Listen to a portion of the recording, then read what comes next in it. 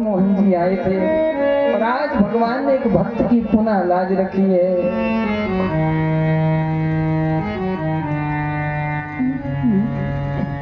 लाज रखो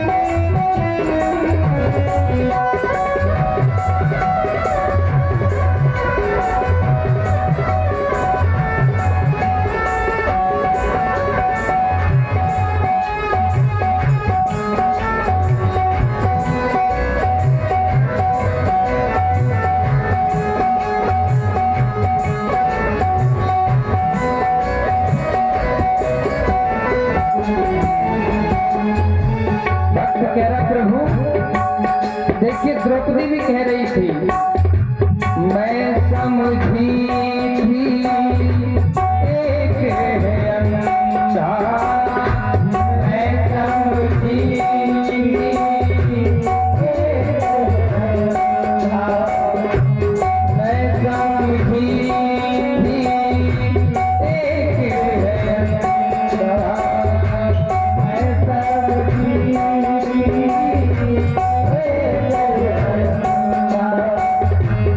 मैं समझी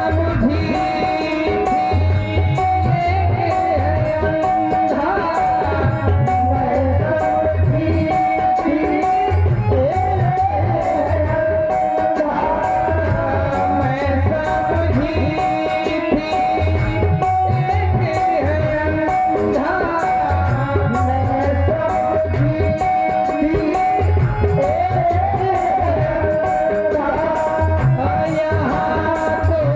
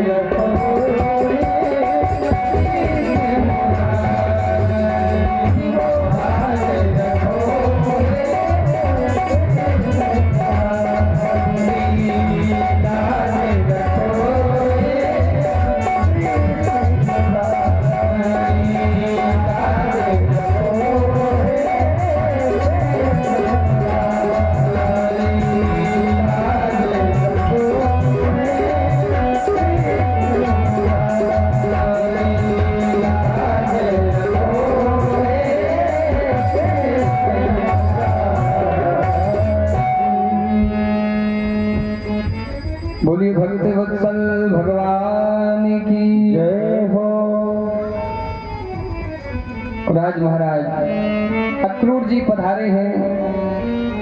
नंद बाबा ने स्वागत किया। मैया यशोदा को पूरी रात व्यतीत हो गई लेकिन नींद नहीं आई। क्यों? बोले पता नहीं महाराज, विधाता ने क्रूर बनकर अक्रूर के रूप में भेजा है खुद को। अक्रूर जी आए हैं। रात्रि पूरी रात्रि भर मैया यशोदा नंद बाबा से संवाद हुआ और सुबह होते हुए ठाकुर जी ने रथ लिया है और निकल पड़े हैं मथुरा की ओर। इधर गोपियों ने भी आकर के बहुत करुण क्रंदन किया है, रोई है। ठाकुर जी ने समझाया है और इसके बाद में ठाकुर जी पहुंच जाते हैं मथुरा। मथुरा में पहुंचकर भगवान ने देखा कि कंस की एक दासी है सैरंध्री, जिसका दूसरा नाम है कुब्जा। उसने आकर के ब्रजवासियों को ठाकुर जी को चंदन लगाया है। तो ठाकुर जी ने महाराज उसके एक पैर में अपना पैर रखा और जोर का झटका लगाया है। वो सुंदर बन के तैयार हो गई है। इसके बाद में महाराज ठाकुर जी के पास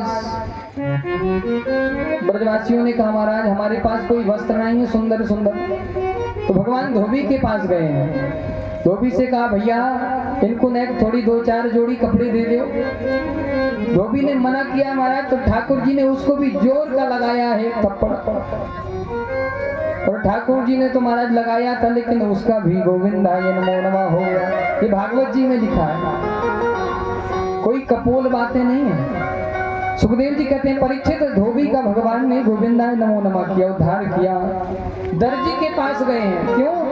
क्योंकि ब्रजवासी जिस सड़क से रास्ते से निकलते हैं ना, कहाँ महाराज कंस के सैनिक कंस महाराज 14-15 फीट के और कहाँ छोटे छोटे 4-4 फीट के बाल गोपाल, बड़े बड़े कपड़े पहन लिए। और जिस रास्ते से निकलते हैं ना परीक्षित जी, तो पूरा का पूरा पंडाल साफ हो जा रहा है। इतने बड़े बड़े कपड़े पहने महाराज की झाड़ू की जरूरत नहीं पड़ रही है। बोलो राधे राधे। अब तो भैया दर्जी ने बड़ी सुंदर फिटिंग की है। तो भगवान ने उनको भी आशीर्वाद दिया दर्जी को। और आज भी आप लोग देख रहे हैं जितने का कपड़ा नहीं है महाराज उससे ज्यादा की सिलाई लग रही है। तो दर्जी आज भी भगवान के प्रताप से खूब महाराज चकाचक माल पानी घोट रहे हैं। पता चल रहा है महाराज कि 500 रुपए का कपड़ा है और 500 रुपए सिलाई भी लग रही है। तो ठाकुर जी ने दर्जी को भी आशीर्वाद दिया है। और आगे जाकर के मल्ला नाम समीर नृणाम नरवरः स्त्रीणाम स्मरो मूर्तिमान्। भगवान ने जब प्रवेश किए हैं मथुरा में तो गोपियों ने स्त्रियों ने सुंदर पुष्प वर्षा की। और जाकी रही भावना जैसी, अरे जाकी रही भावना जैसी,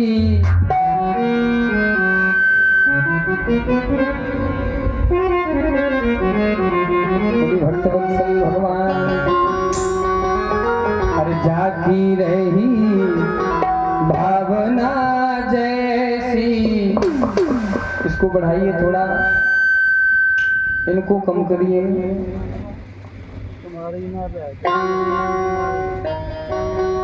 जाकी रही भावना जैसी, प्रभु मूरत देखे मुझे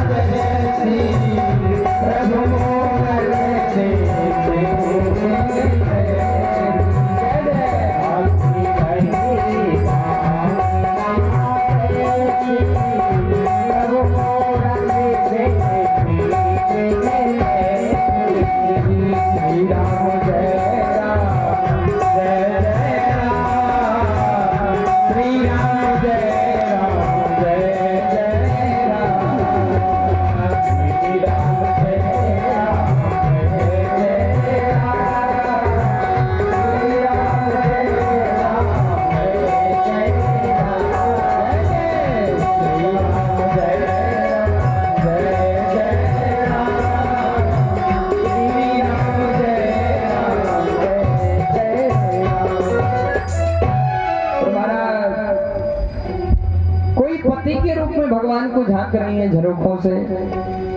कोई महाराज स्वामी के रूप में, कोई राजकुमार देख रही हैं और जाकी रही भावना जैसी। भगवान उसको वैसे ही सहज रूप में दिख रहे हैं जैसे भाव में भक्त देख रहा है भगवान को। और आगे बढ़े हैं भगवान ने महाराज। मल्ला नाम सनिर्नृणाम नरवरः। ठाकुर जी ने जाकर के कंस के जो मल्ला नाम सनिर्नृणाम, जितने भी राक्षस थे, दैत्य थे, बड़े बड़े पहलवान थे, ठाकुर जी ने सबसे युद्ध किया है और सभी को महाराज वो जोर का मजा चखाया है कि एक एक पछाड़ में सबका गोविंदाय नमो नमः करते जा रहे हैं ठाकुर जी। बोली भक्त वत्सल भगवान की जय हो। किसी ने कहा महाराज एक शब्द है पूंछ। क्या है? पूंछ। और संसार में पूंछ ही का काम है महाराज। कुछ लोग कहते हैं भैया उनकी तो बहुत पूंछ है, कहते हैं कि नहीं कहते? बोले महाराज उनकी उस स्थान में बहुत पूंछ है। और दूसरी चीज, किसी के घर गए हम, वापस आएंगे कहेंगे महाराज उन्होंने तो पानी के लिए भी नहीं पूछा, चाय की कौन कहे।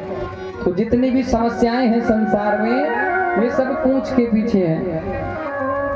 तो रावण को भी महाराज हनुमान जी की पूंछ से बहुत तकलीफ थी।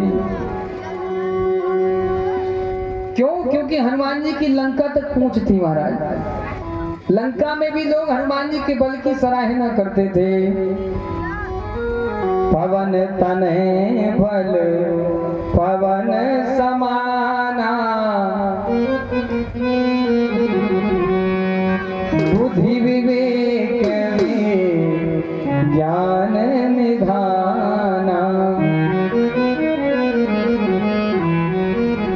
कवन सुकाज कठिन जग माही, जो नहीं हो तुम पाई। रावण को महाराज हनुमान जी की पूंछ की चिंता हो गई। अच्छा तो रावण ने क्या किया भैया? बोले सेना भेज दी। बोले जाओ और उस बंदर की पूंछ उखाड़ लाना। और तो महाराज सेना गई है, हनुमान जी बैठे हैं भैया। और रावण ने कोई साधारण सेना नहीं भेजी है, ध्यान से सुनना भैया। कौन सी सेना? बोले चतुरंगनी सेना भेजी है। पैदल, घुड़सवार, हाथी सवार और रथ सवार चतुरंगनी सेना भेजी है।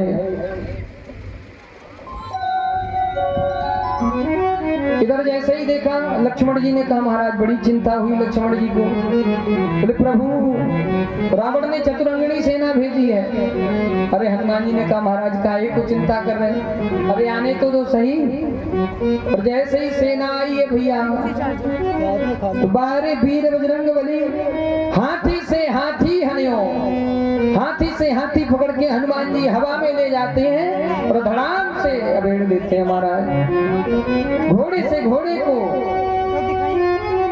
रथ को रथ से महाराज, एक नहीं 10-10, 20-20 घोड़ों से लड़ रहे हैं हनुमान जी, लोगों से लड़ रहे हैं और सबको मार रहे हैं। अब तो केवल लक्ष्मण जी करें वाह हनुमान जी वाह, जय हो जय हो जय हो प्रभु जय हो। रावण के पास दूत गए और दूतों ने सूचना दी, ले महाराज बोले सेना कहाँ है? अच्छा तो बोले बंदर कहाँ है? बोले बंदर तो महाराज वही है। बोले सेना? बोले सेना तो महाराज मर गई। बोले पूछ? बोले महाराज पूछ की मत पूछो। बोले चुप हो जाओ नालायक को। चुप हो गए महाराज, सेवक थे क्योंकि रावण ने कैसे काम नहीं चलेगा, मुझे फिर से अपने अंडर में काम लेना पड़ेगा। और रावण ने इस बार तो भैया अमर सेना भेजी है। कौन सी भेजी है? अमर सेना जो कभी ना मरे। अब तो इधर भैया लक्ष्मण जी को और चिंता सताने लगी। विभीषण जी ने कहा प्रभु हनुमान जी इस बार तो रावण भैया अमर सेना भेज रहे हैं। हनुमान जी ने कहा चिंता मत करो। बोले क्यों? बोले उनको किसने वरदान दिया? बोले उनको ब्रह्मा जी ने वरदान दिया है। तो बोले हमें भी मैया जानकी ने दिया है। अजर अमर गुण निधि सुत हो, करहूं बहुत रघुनायक छो। बोले देखो भैया, यदि उनको ब्रह्मा जी ने वरदान दिया तो हमें भी जानकी मैया ने लंका में वरदान दिया था। कोई बात नहीं। लक्ष्मण जी बोले ये ठीक है महाराज, अब आने दो, अमर अमर की लड़ाई होगी, बड़ा आनंद आएगा। ठीक है। रावण ने सेना भेजी है। हनुमान जी तो महाराज एकदम चुपचाप बैठ गए, सिंहासन लगा के सीताराम कर रहे हैं। अब तो लोगों को चिंता हुई। बोले हनुमान जी आप लड़ क्यों नहीं रहे? बोले भैया लड़ा तो उससे जाता है जो मर सके, और जिसको कभी मरना ही नहीं उससे लड़ने से क्या फायदा है? बोलो आप ही बोलो महाराज। कई लोग ऐसे मिलेंगे, एक सवाल करेंगे, फिर दूसरा करेंगे, फिर तीसरा। आप कितना भी उनको समझाओ लेकिन समझ में आने वाली नहीं है। और कई लोग तो महाराज खूब लड़ेंगे, आप बोलो ना बोलो फिर भी लड़ेंगे, माथा पीटेंगे। तो हनुमान जी संदेश दे रहे हैं कि जिनको कभी मरना नहीं, अर्थात जिनकी बात नहीं लगनी है, जिनको कोई हृदय में ऐसी बात नहीं लगनी है, तो उनसे लड़ना व्यर्थ है। अच्छा, हनुमान जी शांत बैठे। बोले महाराज कुछ तो करो। बोले ठीक है। अब तो भैया अमर सेना आई है। और हनुमान जी ने लूम में लपेटा पूंछ में, और आकाश निहारी है। और जैसे ही आसमान की तरफ देखा और जोर की ताकत से हनुमान जी ने ऊपर फेंक दिया है अमर सेना को बांध के पूंछ में। अब तो भैया जो अमर सेना थी ना, ऊपर चली जा रही है, खूब ऊपर। बड़ी चिंता में हो गए, शरीर सूख गए सबके। बोले भैया पता नहीं कितने ऊपर जा रहे हैं। दूसरा बोला भैया इतने ऊपर से नीचे आएंगे तो हड्डी पसली सब टूट जाएगी। तीसरा बोला सबसे बड़ी समस्या ये है कि मरने वाला तो एक बार ये सोचेगा ज्यादा से ज्यादा क्या होगा, मरेंगे। लेकिन यहाँ महाराज मरना नहीं है, अमर है, तो दशा हो जाएगी भैया। अब तो बहुत बुरी कंडीशन है, क्योंकि अमर है। और हनुमान जी ने ऐसे जोर से फेंका भैया, वारे वीर बजरंगबली।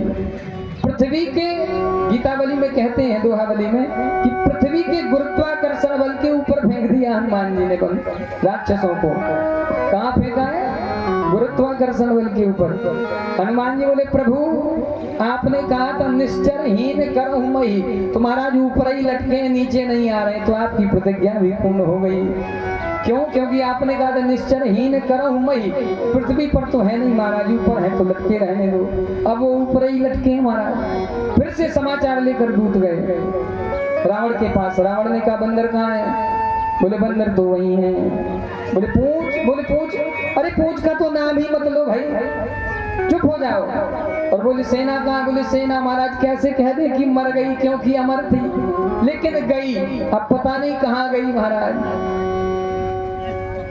क्योंकि अमर है। अब गई, इतने दूर गई महाराज, वापस नहीं आई अभी तक, लेकिन गई। रावण ने कहा ऐसी बात नहीं बनेगी, मुझे स्वयं देखना पड़ेगा। इस बार रावण आया है महाराज लड़ने, और धीरे से आया है, चुपके से पीछे से, और हनुमान जी की पूंछ पकड़ ली है। बल्कि संतों की महाराज पूंछ नहीं बल्कि चरण पकड़ने चाहिए। हनुमान जी की पूंछ पकड़ ली है। लोगों ने कहा हनुमान जी आप लड़ते क्यों नहीं है? अरे बोले भैया पीछे है वो, तो आगे आता तो लड़ते, पीठ पीछे जो वार करे उससे क्या लड़े युद्ध? तो बोले कुछ तो करो महाराज। तो हनुमान जी ने क्या किया है भैया कि पूंछ पकड़ ली रावण ने जोर से, और हनुमान जी उड़े उड़े बजरंगबली, जोर से उड़ने लगे। तो पहले तो रावण सोच रहा है कि पूंछ टूट जाए महाराज, क्या सोच रहा है? उखाड़ दूं। और जैसे ही हनुमान जी आकाश में उड़े, बोले हे शंकर भगवान ये पूंछ टूट ना जाए और ना हाथों से छूट ना जाए, नहीं तो छूट जाएगी तो महाराज ना धरती के रहेंगे ना आसमान के रहेंगे। हनुमान जी ने कहा देखो भैया, और हनुमान जी ने इतने ऊपर से फेंका है कि उसकी हालत खराब हो गई, गिरा है जमीन पर, आंखें मिचलाते हुए उठाए महाराज, बहुत दिन तक होश नहीं आया। तो तुलसीदास जी कहते हैं भैया, दोहावली में कह रहे हैं कि संतों के चरण पकड़ने चाहिए, और जो व्यक्ति संतों की पूंछ रूपी प्रतिष्ठा को पकड़ पकड़ने का प्रयास करता है, ना तो वो धरती का रहता है और ना ही आसमान का रहता है। बोली हनुमान जी महाराज की। और आज भैया भगवान ने सारे राक्षसों का वध किया है, अंत में कंस के बाल पकड़े हैं और सिंहासन से धड़ाम से नीचे पटक के उसको भी महाराज जोड़ का मुक्का लगाया है, तो कंस के भी प्राण निकले हैं। कहा क्यों मामा जी, आपने भी ऐसे ही मेरी मैया के भी बाल पकड़े थे ना। कंस तो महाराज भयभीत हो गया और कंस का भी ठाकुर जी ने आज उद्धार किया है। बोले कंस मर्दन भगवान की। कंस की दो पत्नियां हैं, अस्ति प्राप्तिश्च कंसस्य महिष्यौ वरदर्शभा। दोनों पत्नियां हैं, अस्ति और प्राप्ति। अस्ति माने है, करोड़ों रुपए भी हमारे पास है, और प्राप्ति माने होगा, अरबों का टर्नओवर होगा महाराज। ये कंस की दो पत्नियां हैं। अब तो धीरे धीरे समय व्यतीत होने लगा और भगवान राजा श्री भीष्मको नाम विदर्भाधिपतिर्महान् तस्य पंचाभवन पुत्रा कन्यैका च भरानना। देखिए कुंडलपुर के एक राजा हैं भीष्मक, उनकी पुत्री है रुक्मणी मैया और उनके 5 पुत्र हैं, रुक्मी, रुक्मरथ, रुक्मबाहु, रुक्मकेश, रुक्ममाली। इन्होंने अपनी बहन रुक्मणी का विवाह शिशुपाल के साथ तय कर दिया। लेकिन रुक्मणी मैया तो हमेशा भगवान को ही चाहती हैं, सदैव ठाकुर जी की याद करती हैं। श्रुत्वा गुणान् भुवन सुंदर शृण्वतां ते। उन्होंने एक ब्राह्मण के द्वारा एक पत्र भेजा है द्वारिका। ब्राह्मण ने कह सुनाया ठाकुर जी ने रथ तैयार किया और चल पड़े हैं। और क्या योजना बनाई है? बोले जब विवाह होता है तो देवी पूजन के लिए माताएं निकला करती हैं पूजन करने, उसी समय भगवान आए हैं। अब तो ठाकुर जी जैसे ही आए हैं महाराज, हजारों सैनिकों के बीच में ठाकुर जी का रथ आया, चमचमाता हुआ, सुंदर वस्त्र पहने हैं, सिर में मोर का मुकुट धारण किए कन्हैया। और जैसे ही आए हैं देखा है रुक्मणी मैया को, तो भैया हाथ बढ़ाया है और हाथ से रथ में बिठा लिया है और लेकर के रथ बढ़ा दिया है। अब पीछे से सैनिक बोले महाराज हो कितना सुंदर रथ है देखो। तो दूसरा बोला अरे भैया उसकी चाल तो देखो कितनी सुंदर थी। अरे बोले महाराज उसकी वस्त्र देखो। एक बोला भैया यही सब देखते रहोगे कि रानी का देखो राजकुमारी का हरण हो गया। ठाकुर जी ले गए हैं वापस। फिर से इधर महाराज रुक्मी जो था ना उसका भाई युद्ध के लिए पहुंचा है, भगवान ने उसको दंडित किया है। फिर से ठाकुर जी की बारात आई है सुंदर और रुक्मणी मैया का विवाह हुआ है। हमारे परीक्षित जी 2 क्षण के लिए पूजन करेंगे रुक्मणी मैया का विवाह। बोली भक्तवत्सल भगवान की।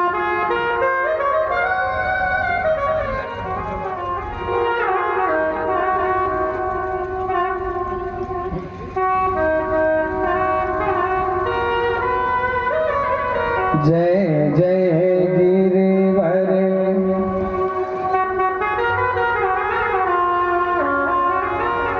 राज किशोरी।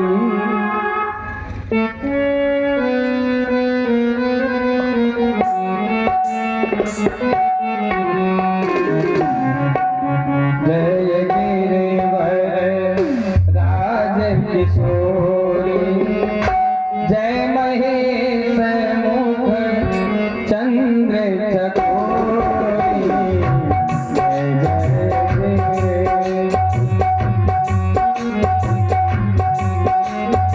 ऊपर आ जाइए।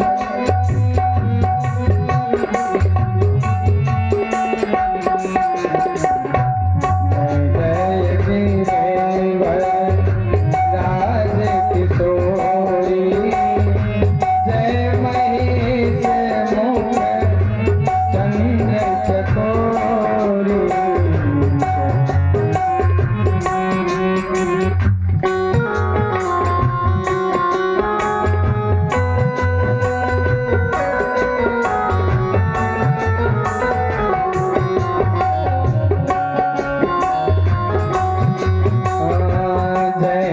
जय